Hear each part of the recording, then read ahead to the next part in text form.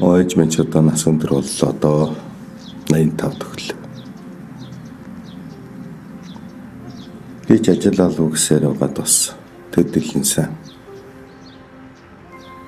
Насаар чандаж чадахгүй л. Сүүлийн үед ч одоо маяг радио телевиз үзэж сонсчих байл гэж савталцж явах юм.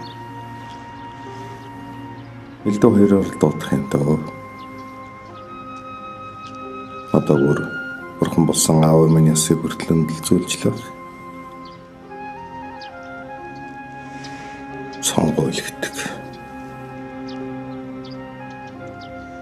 Сонгуул болдгороо бол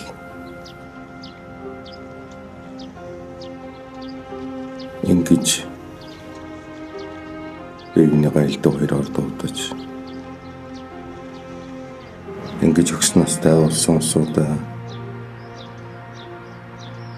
сэтгэлийн зовоож эцэг их хүн хүүхдэд хайрладаг нь хүний л ёсны асуудал шүү дээ. Монгол хүнд чинь бас нэг ёс жуудаг гэж юм байдгсанд. За тэгэхэд хэдүүлсэн ботор унаа гэж нэг үгүй дээ.